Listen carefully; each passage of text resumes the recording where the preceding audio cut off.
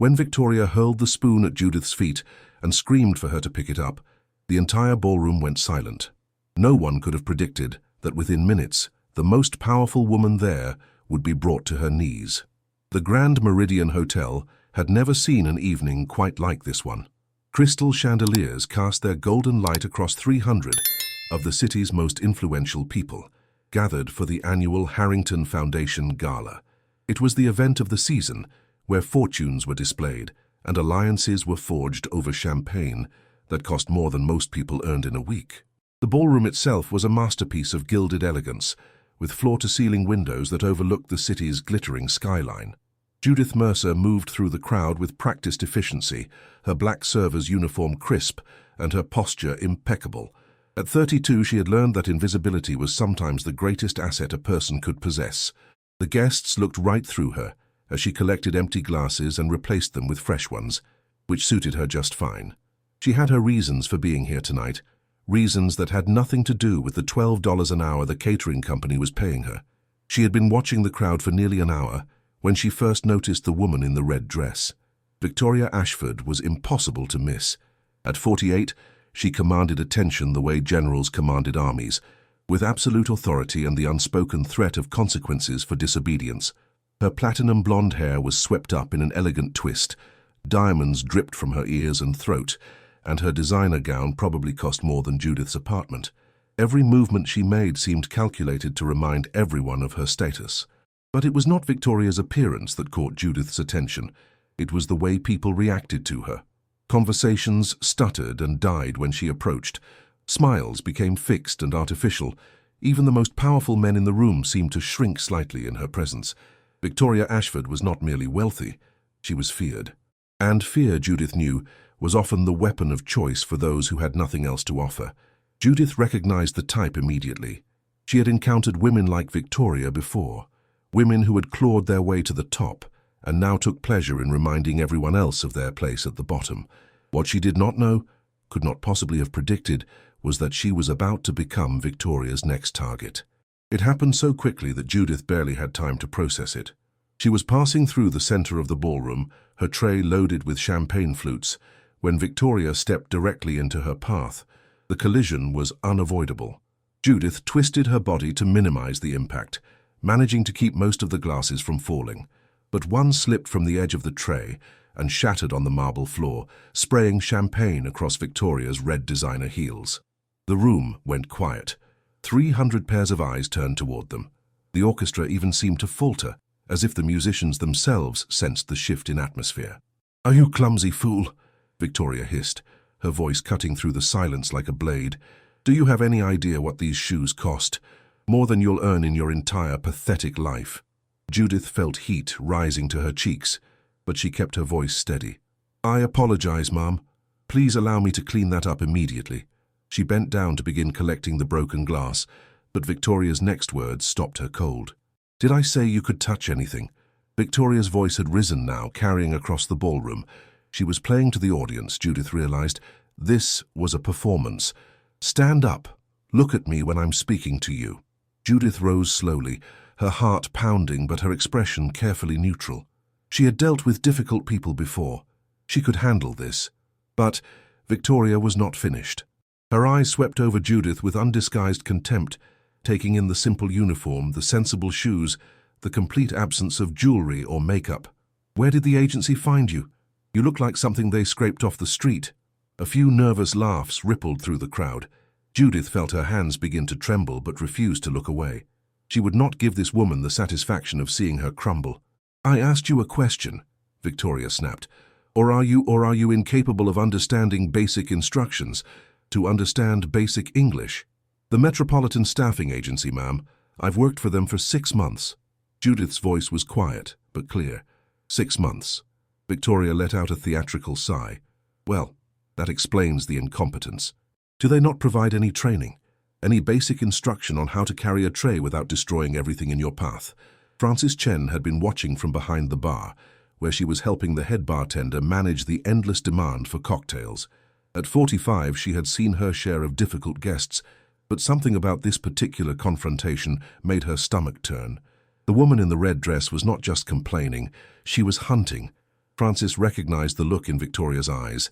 It was the look of someone who had spotted weakness and intended to exploit it. Francis caught Judith's eye and tried to communicate silent support, but there was nothing she could do from across the room. The catering manager had made it very clear that staff were never, under any circumstances, to contradict or challenge a guest. Jobs were hard enough to find without adding insubordination to your record. Victoria reached down and picked up a silver dessert spoon from a nearby table. She held it up, examining it as though it were a precious artifact, turning it slowly in the light so the chandeliers caught its surface. "You want to know what separates people like me from people like you?" Victoria asked, her voice carrying that peculiar sweetness that Judith recognized as the prelude to something cruel. "It's understanding our place in the world. My place is up here." She raised the spoon above her head. "Your place is down there." And then, with a flick of her wrist, she threw the spoon at Judith's feet. The clatter of silver on marble echoed through the silent ballroom. "Pick that up," Victoria commanded. "Now."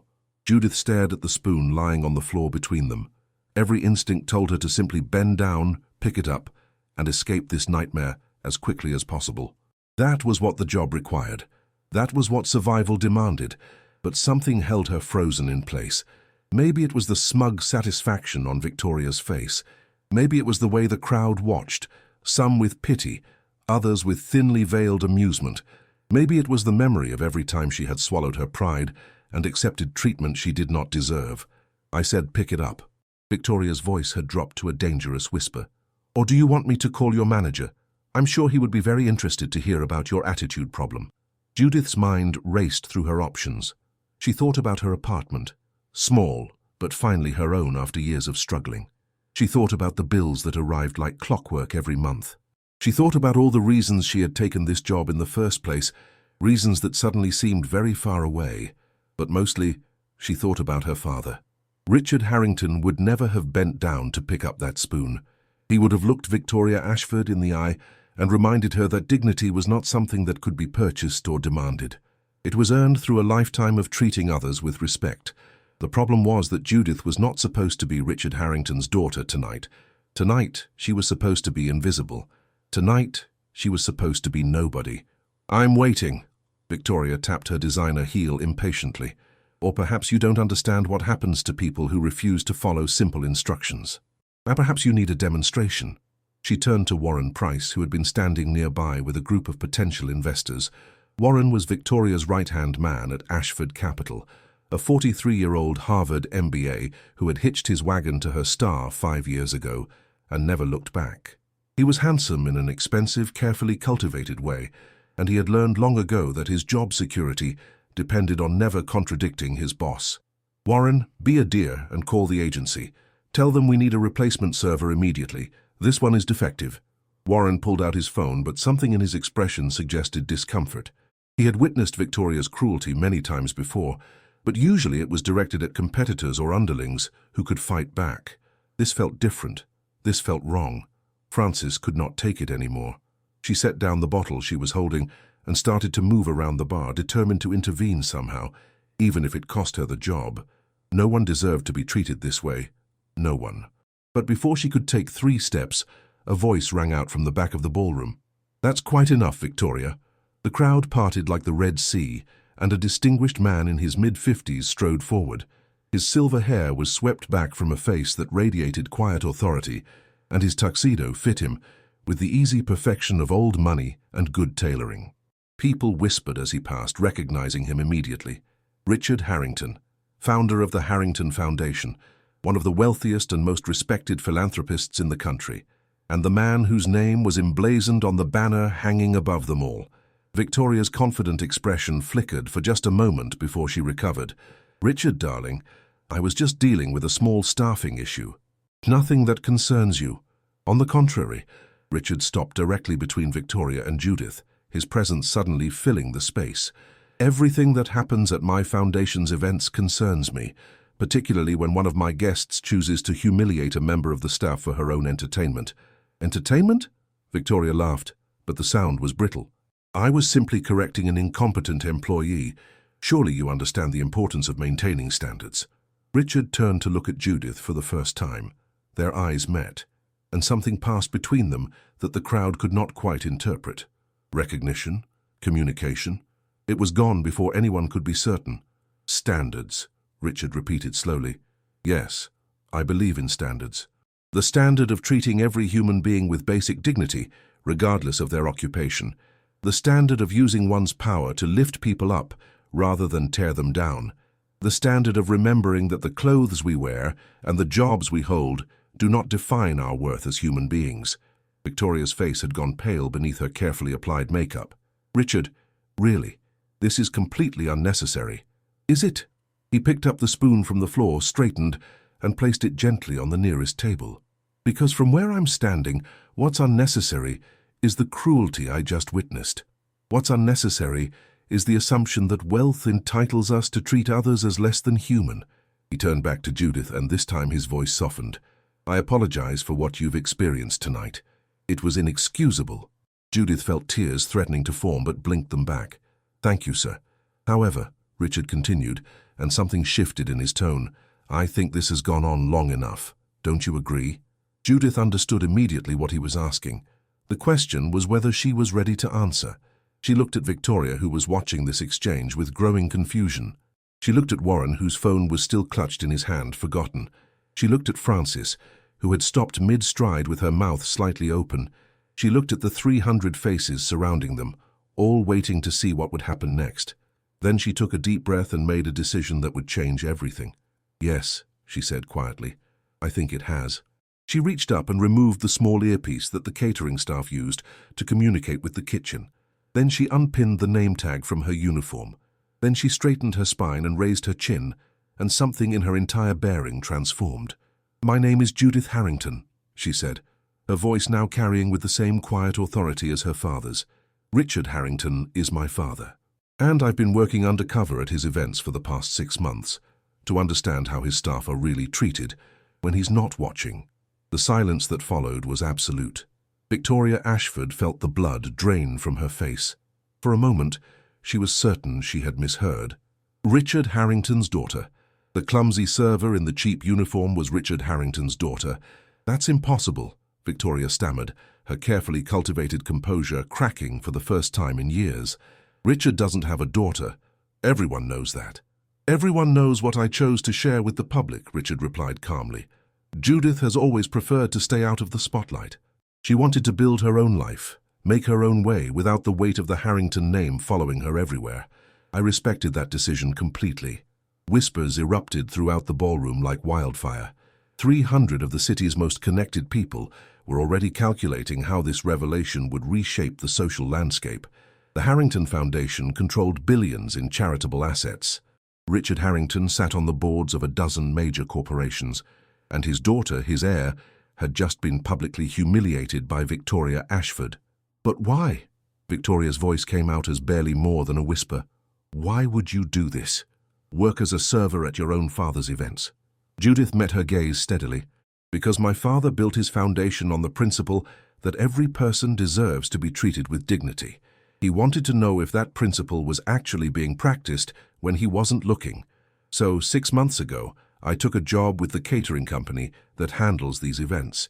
I wanted to see for myself how the people who serve at these galas are really treated when no one important is paying attention. And what did you find? Someone called out from the crowd. Judith paused, and for a moment her expression softened. I found that most of the guests at these events are kind, respectful, and appreciative of the staff who serve them. I found that the overwhelming majority of people, regardless of their wealth or status, understand basic human decency. I found moments of genuine connection, of gratitude, of recognition that we're all human beings trying to do our best. She turned back to Victoria, and her voice hardened. But I also found a small minority who seem to believe that money gives them the right to treat others as less than human. People who use their power to intimidate, belittle, and humiliate those they perceive as beneath them. Victoria's hands were shaking now. She looked around desperately, searching for an ally, but found only averted eyes and closed expressions. Even Warren had taken several steps back, his phone forgotten in his pocket. The friends who had surrounded her all evening had melted away like morning frost. This is ridiculous, Victoria said, attempting to regain control. You staged this entire thing. It was a trap designed to humiliate me. I staged nothing, Judith replied. I was simply doing my job when you chose to step directly into my path. I didn't ask you to insult me. I didn't ask you to throw a spoon at my feet. Those were your choices, Victoria. All I did was give you the opportunity to show everyone exactly who you really are. Frances had reached the edge of the crowd now, close enough to hear every word. Her heart was pounding with a mixture of vindication and fear. She had worked in the service industry for 20 years, and she had lost count of the times she had been treated exactly the way Victoria had treated Judith tonight. But never once had she seen anyone face consequences for it. Never once had the powerful been held truly accountable for their cruelty. "What do you want?" Victoria demanded. "Money? An apology? Just tell me what it will take to make this go away." Richard stepped forward, placing a gentle hand on his daughter's shoulder. "This isn't about what we want, Victoria. It's about what you've revealed about yourself tonight. In front of 300 witnesses, you demonstrated that you believe certain people are worth less than others based on their occupation. Everyone has bad days," Victoria protested weakly. "Everyone says things they don't mean." "That wasn't a bad day," Frances heard herself saying, surprised by the sound of her own voice. The crowd turned to look at her, and for a terrifying moment she wanted to disappear into the marble floor. But something kept her standing tall. "I've worked at a dozen of these events over the past 3 years, and every single time, Mrs. Ashford treats the staff like garbage. She's complained about service to get them fired. She's made a waiter cry because she said his accent was giving her a headache. Tonight wasn't unusual for her. Tonight was just the first time anyone who mattered was watching." The murmurs in the crowd grew louder. People were looking at Victoria with new eyes, reconsidering every interaction they had ever had with her.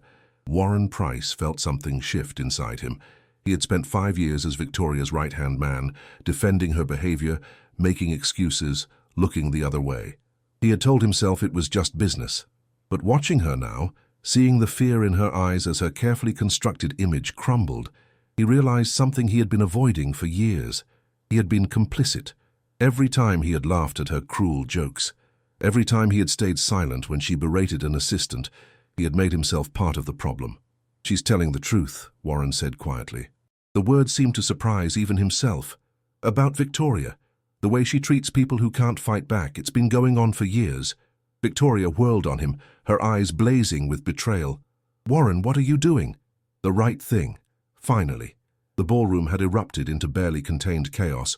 Small groups huddled together, whispering furiously. Phones were appearing everywhere as people texted the news to those who were not present. But Judith was no longer focused on Victoria. She was looking at Frances, who stood alone at the edge of the crowd, clearly uncertain whether she had just made a terrible mistake by speaking up.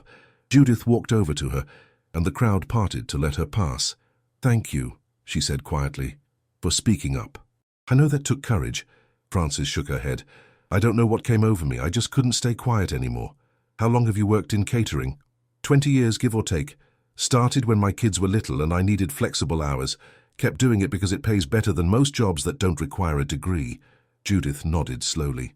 "And in 20 years, how many times have you been treated the way Victoria treated me tonight?" Frances let out a short, humorless laugh. "More times than I can count. Most of us just learn to take it. We need the jobs too much to fight back." "That ends tonight," Judith said firmly. "My father and I have been working on a new initiative for the Foundation. A program to support workers' rights and dignity in the service industry. Training programs, legal resources, a hotline for reporting abuse." She turned to address the crowd. "Everyone here tonight has witnessed something important. You've seen what happens when power goes unchecked, when wealth becomes an excuse for cruelty. But you've also seen ordinary people stand up for what's right, even when it was scary." Her eyes found Victoria again. "My father taught me that the true measure of a person isn't how they treat their equals. It's how they treat people who have no power over them." Victoria opened her mouth to respond, but no words came out. For perhaps the first time in her adult life, she was completely speechless. Richard stepped forward to address the crowd. "I want to be clear about something. Tonight isn't about destroying anyone. It's about accountability. Victoria made choices tonight that revealed a pattern of behavior. But what matters now is what happens next." He looked directly at Victoria. "You have a choice to make. You can spend the rest of your life defending yourself, making excuses. Or you can take this moment as an opportunity to recognize the harm you've caused and make a genuine commitment to change." Victoria stood motionless, her designer gown suddenly seeming less like armor and more like a costume. The diamonds at her throat caught the light as she swallowed hard. "I don't know how to be different," she finally said, her voice barely above a whisper. "I've been this way for so long. Fighting for everything, trusting no one, using whatever power I had to make sure no one could hurt me first." It was the first honest thing she had said all evening. Judith felt something unexpected stirring in her chest. Not sympathy exactly, but recognition. She had spent 6 months watching people from both sides of the power divide, and she had learned that cruelty was rarely simple. Behind almost every bully was a story, a wound, a fear that had calcified into something ugly. "The first step is wanting to change," Judith said. "The second step is actually doing the work. And the third step is accepting that some people may never forgive you." Victoria looked at her with an expression Judith could not quite read. "Why are you being kind to me, after what I did?" "I'm not being kind. I'm being honest. I think somewhere underneath all that armor, there's a person who's been so afraid of being hurt that she decided to hurt everyone else first." The ballroom had grown quiet again. People were listening, really listening. Warren stepped closer, his expression troubled but determined. "Victoria, she's right. I've known you for 5 years, and I've seen glimpses of someone different. Someone who sends anonymous donations to children's hospitals.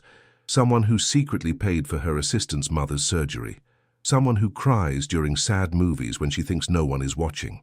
Victoria's eyes widened with shock. "How do you know about those things?" "Because I pay attention. I've always known there was more to you than the persona you show the world. I just never understood why you worked so hard to hide it. It never made sense to me." A single tear escaped from Victoria's eye, cutting a path through her carefully applied makeup. She brushed it away quickly, but not before several people noticed. "When I was young," Victoria said quietly, "my family lost everything.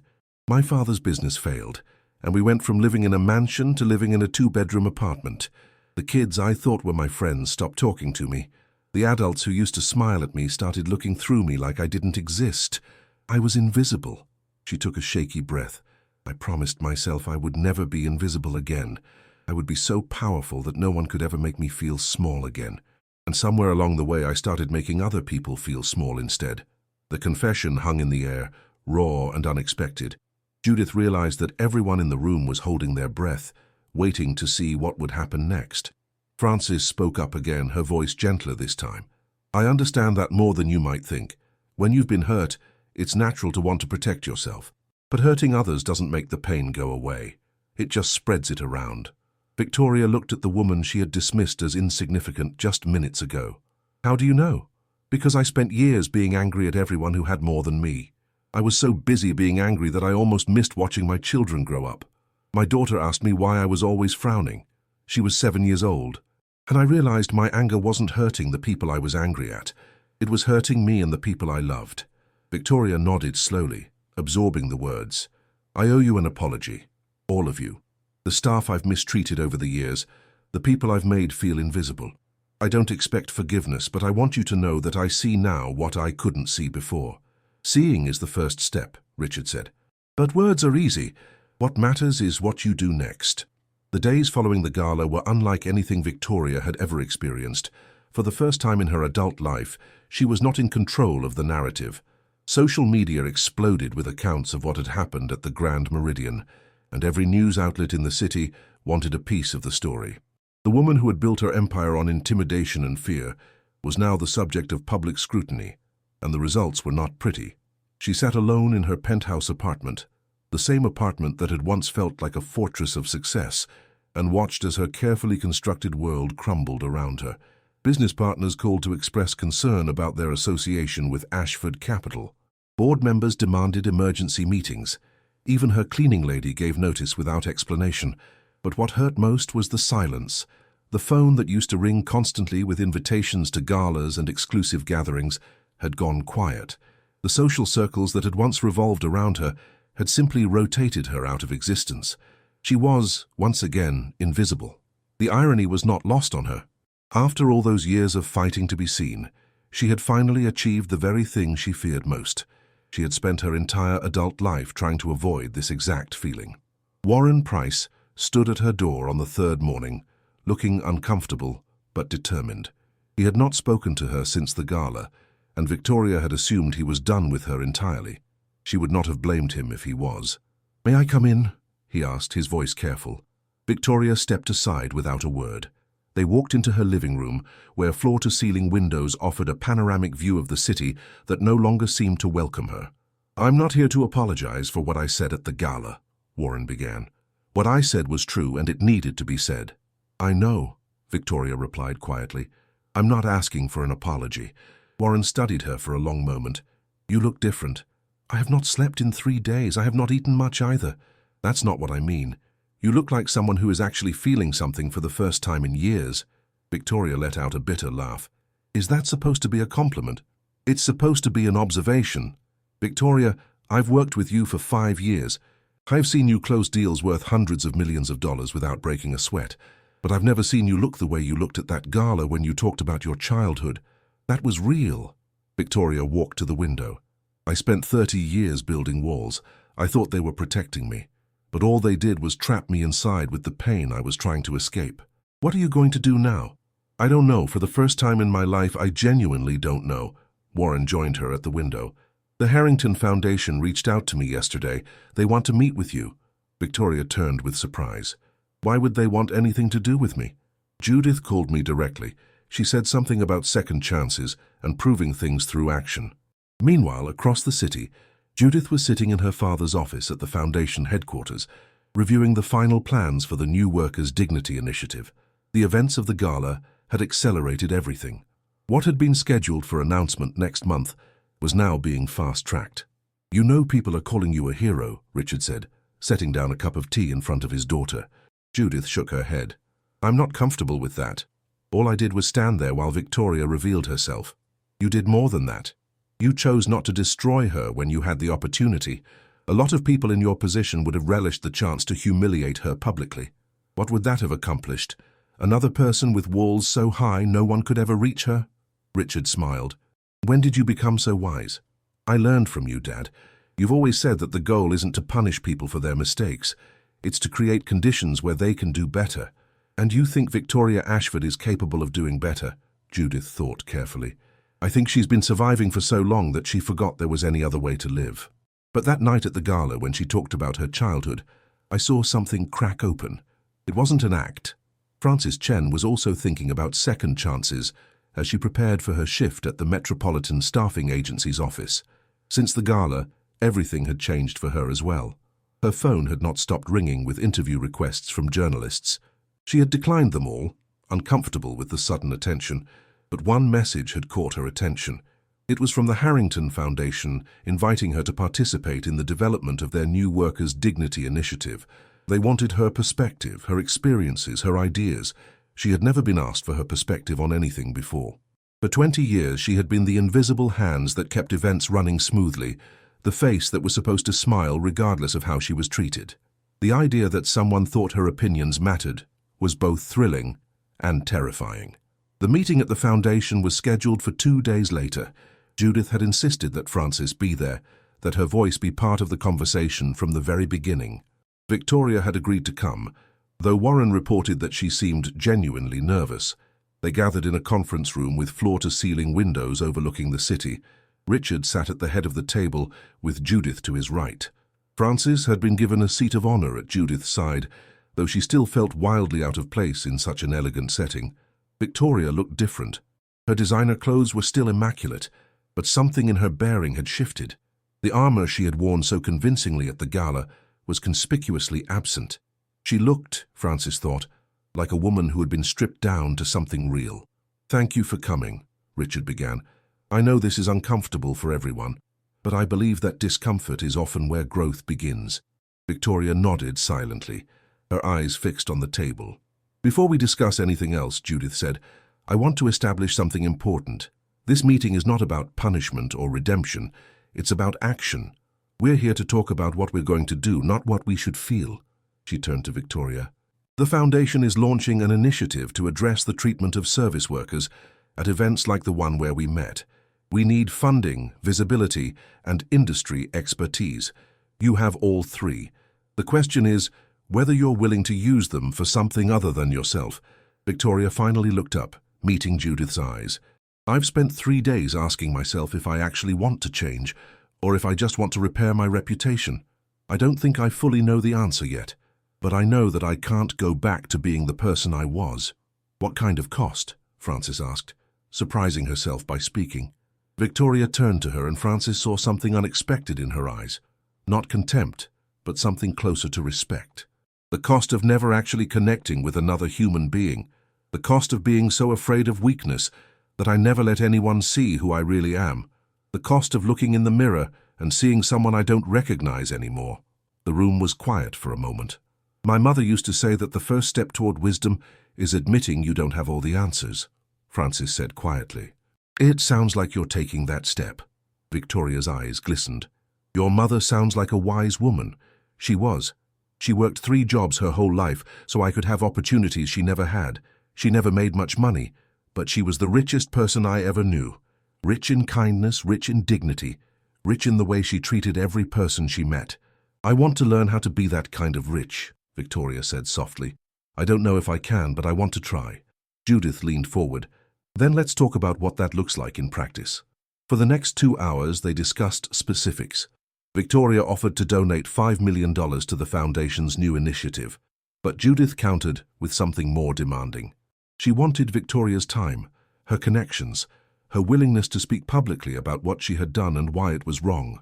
"Writing a check is easy," Judith explained. "What's hard is standing up in front of people and admitting you were wrong. That's what actually changes things." Victoria agreed, though her face went pale at the prospect. Frances contributed ideas from her 20 years of experience. She suggested a confidential reporting system that would allow workers to document mistreatment without fear of retaliation. She proposed training programs for event coordinators and venue managers. She recommended partnerships with worker advocacy organizations. "You've been thinking about this for a long time," Richard observed. Frances shrugged. "When you spend 20 years watching things go wrong, you have plenty of time to think about how to make them go right. I just never thought anyone with the power to actually make a difference would listen." "We're listening now," Judith said. "And we're not just going to listen. We're going to act." As the meeting concluded, Victoria approached Frances directly. Her movements were hesitant, uncertain, nothing like the confident stride she had displayed at the gala. "I owe you a personal apology," Victoria said. "Not just for what happened at the gala, but for every time I treated someone in your position as less than human. I know an apology doesn't fix anything, but I want you to know that I see you now. Really see you." Frances studied her for a long moment, searching for signs of insincerity. She had been fooled by wealthy people before, had seen them offer hollow apologies that evaporated the moment the spotlight moved elsewhere. But something in Victoria's expression felt different. It was the look of someone who had been broken open and was still trying to figure out what shape she would take when she was put back together. "I'm not ready to forgive you," Frances said honestly, "but I'm willing to watch what you do next. Actions speak louder than words." Victoria nodded. "That's fair.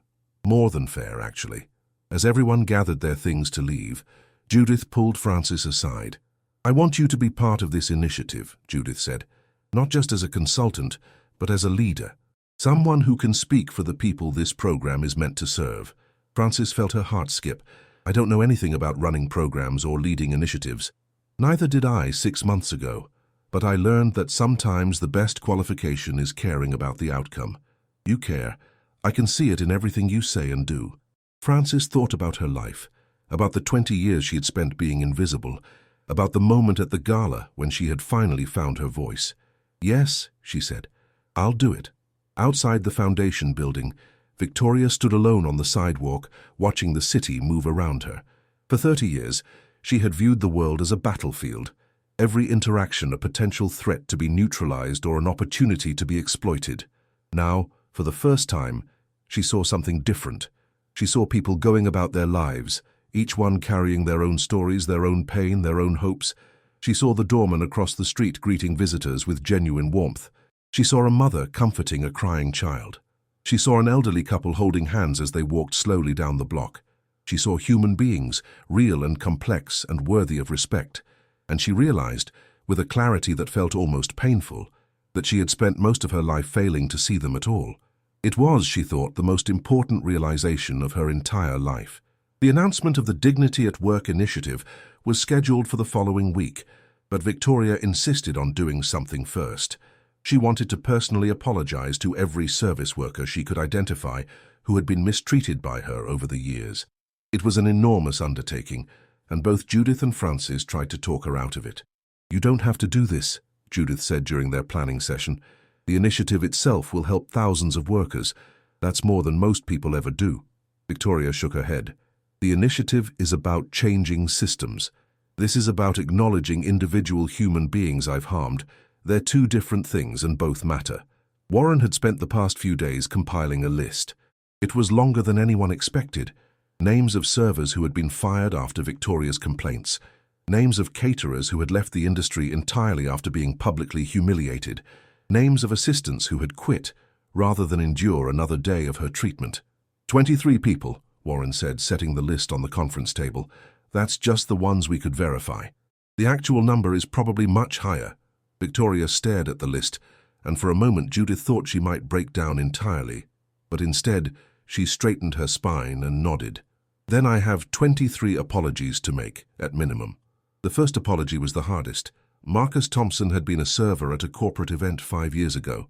Victoria had complained about his service so aggressively that he was fired on the spot, in front of hundreds of guests. He had struggled to find work in the industry afterward, eventually leaving to become a delivery driver. Victoria tracked him down through a combination of industry contacts and social media. When she showed up at his apartment building, she found him loading packages into his van. "Mr. Thompson," she said, her voice uncertain. "My name is Victoria Ashford. You may not remember me, but—" "I remember you," Marcus interrupted, his expression hardening. "You're the woman who got me fired in front of everyone I worked with. You called me incompetent and lazy in front of 300 people. Yes, I did that, and I'm here to tell you that I was wrong. What I did to you was cruel and unjustified, and it has taken me 5 years to admit that to myself, let alone to you." Marcus stared at her for a long moment. "So, what do you want? You want me to forgive you so you can feel better about yourself?" "No. I don't expect forgiveness, and I wouldn't ask for it. I'm here because you deserve to know that what happened to you was not your fault. It was mine. I was dealing with my own demons, and I took them out on you. That was wrong." "Why now? Why after all these years?" Victoria thought about the question. "Because something happened recently that forced me to see myself clearly for the first time. And I didn't like what I saw. I can't change the past, but I can at least acknowledge the harm I caused." Marcus was quiet for a while. Then he said, "You know what the worst part was? It wasn't getting fired. It was watching everyone else in that room look away, like I was nothing, like what was happening to me didn't matter." "I know, and I'm sorry, not just for what I did, but for creating a situation where everyone else felt like they couldn't stand up for you. What are you doing about it? Besides apologizing, I mean." Victoria told him about the Dignity at Work initiative, about the reporting system, the training programs, the legal resources, about how she was donating her money and her time and her connections to try to make sure what happened to him didn't happen to anyone else. Marcus listened without interrupting. When she was finished, he said, "That's good. That's actually good. But you know what would be better?" "What?" "Give me a job, a real job, not a delivery gig. I was a good server despite what you said. I worked hard. I showed up on time. I treated every guest with respect. But your complaint followed me everywhere.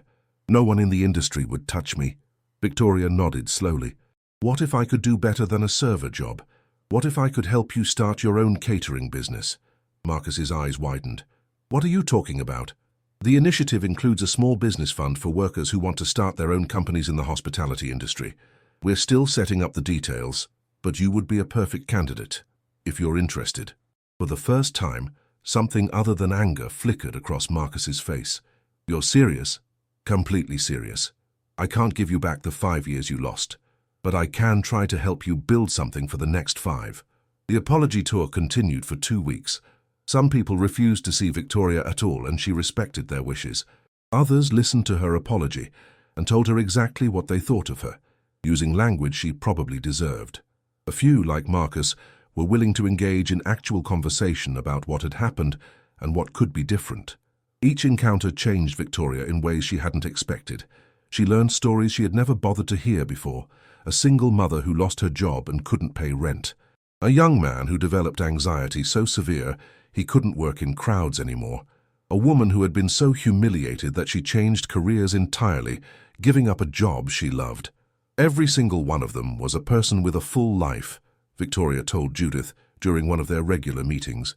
Dreams, families, struggles, and I treated them like they were nothing, like they existed only to serve me. What are you learning from all this? Judith asked. That my pain doesn't justify causing pain to others. That power comes with responsibility, not permission. That the way you treat people when you don't have to be nice to them is the truest measure of who you really are. Frances had been watching Victoria's transformation with a mixture of skepticism and hope. She had seen too many wealthy people make grand gestures that ultimately meant nothing to trust easily, but as the weeks passed, she started to believe that something genuine was happening. She spent 3 hours with Marcus Thompson, Frances told Judith over coffee. 3 hours listening to how her actions affected his life. She didn't defend herself, didn't make excuses. She just listened. Do you think she's really changing? Frances considered the question carefully. I think she's trying. Whether she succeeds in the long term, I don't know. Change is hard, especially when you've been one way for your whole life. But I've seen something in her eyes that wasn't there before. Something like humility. The day of the initiative's public launch arrived faster than anyone expected. The Harrington Foundation had reserved a grand hall downtown, and invitations had gone out to media, industry leaders, and most importantly, workers in the hospitality and service industries. It was the first time many of them had ever been invited to an event as guests rather than staff. Frances had been asked to speak, and she had spent weeks preparing her remarks. She stood backstage, her hands trembling slightly as she reviewed her notes for the 100th time. Nervous? Victoria asked, appearing beside her. Terrified, Frances admitted. I've never spoken to more than a dozen people at once in my life. You'll be wonderful. You have something those professional speakers don't have. What's that? Real experience. Real understanding of what these workers go through every day.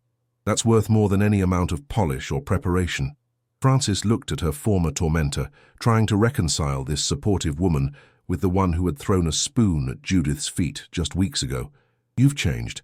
I'm trying to change, Victoria corrected. That's not the same thing.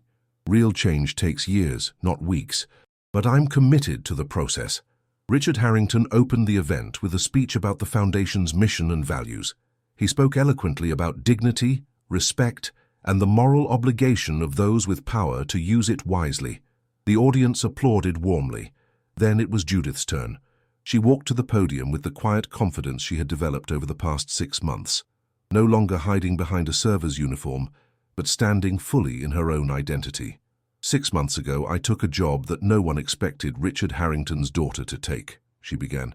I became a server at the events my family's foundation sponsors.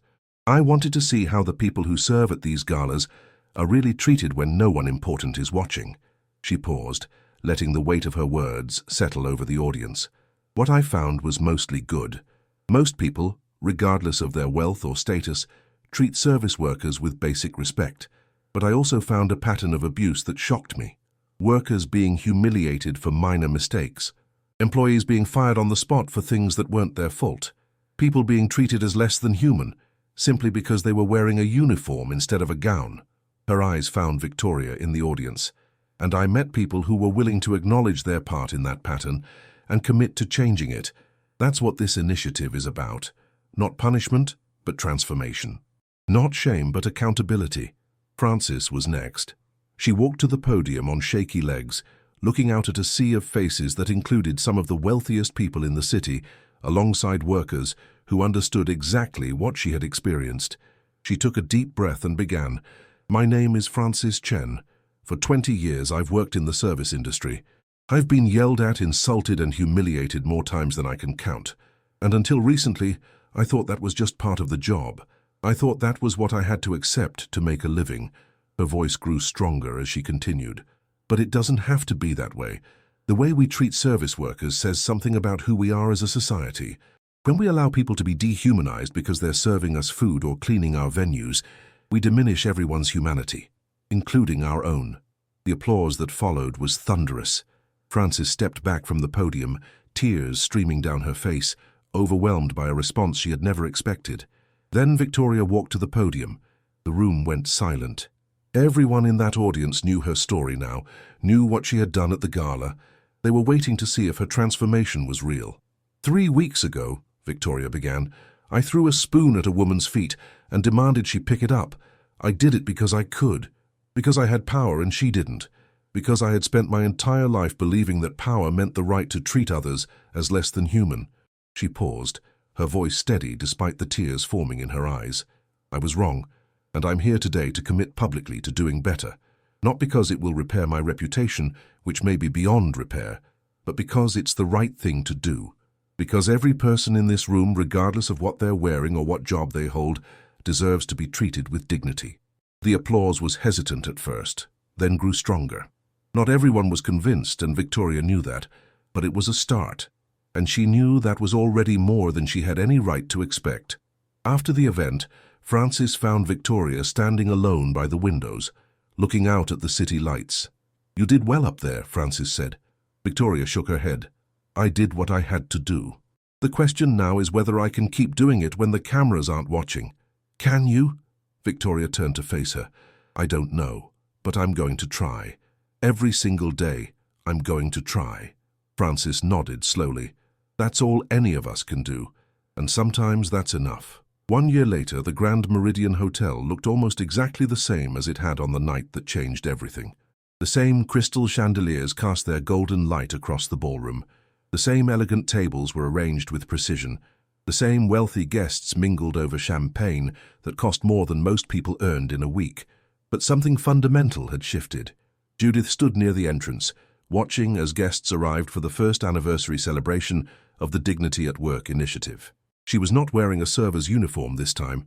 She was dressed in a simple but elegant navy dress, her foundation name badge prominently displayed. She had long since stopped hiding who she was, and the freedom that came with that decision still surprised her sometimes. Francis arrived early, as she always did now. In the past year, she had transformed from a catering worker into the director of worker advocacy for the initiative. Her journey had not been easy. She had to learn new skills, navigate unfamiliar corporate environments, and overcome decades of conditioning that told her she did not belong in rooms like this. But she had done it. And tonight, she would be honored for her contributions to a program that had already helped thousands of service workers across the region. "You ready for your big moment?" Judith asked, greeting her with a warm hug. Francis laughed nervously. "As ready as I'll ever be. I still can't believe this is my life now." "Believe it. You've earned every bit of it." Victoria arrived last, entering through the same doors she had walked through a year ago as a completely different person. The transformation was visible in ways both subtle and profound. She still wore designer clothes, still carried herself with confidence, but the arrogance that had once defined her was gone, replaced by something that looked remarkably like peace. The past year had not been easy for her either. Some business relationships had never recovered from the scandal. Some social circles had permanently closed their doors. She had lost things she once thought she could not live without. But she had gained something more valuable. She had gained the ability to look in the mirror without flinching. She had gained real friendships built on honesty rather than fear. She had gained a purpose that went beyond accumulating power for its own sake. "Victoria," Richard said, approaching her with a genuine smile. "Thank you for coming. Thank you for giving me the chance to be here," Victoria replied. "I know not everyone is happy about my involvement with the initiative. The people who matter most are happy, the workers you've helped, the systems you've helped change. That's what matters in the end." The evening's program began with a video presentation documenting the initiative's first year, stories of workers who had used the confidential reporting system to address mistreatment, testimonials from event planners who had implemented new training programs, statistics showing a measurable decrease in reported incidents of worker abuse at participating venues. But the most powerful moments were the individual stories. Marcus Thompson appeared on screen, standing in front of his new catering business, the one Victoria had helped him start. He spoke about how the initiative had given him a second chance, not just financially but emotionally. "For years I felt like what happened to me was my fault," Marcus said in the video. "Like somehow I deserved to be humiliated in front of 300 people. The initiative helped me understand that no one deserves that.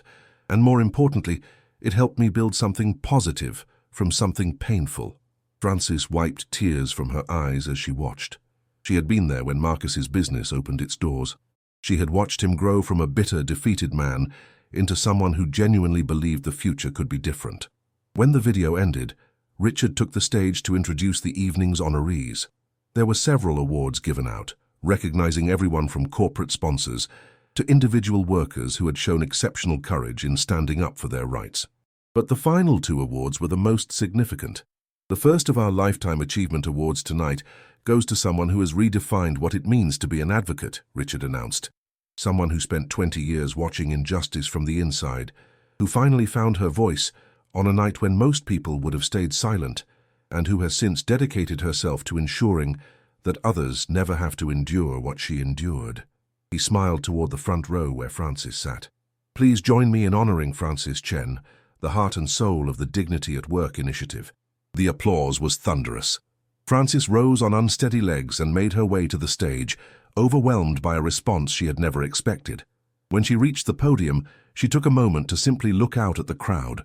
So many faces, so many stories, so many people who had once been invisible, now standing in this elegant room as honored guests. 1 year ago, Francis began, I was working this event as a server.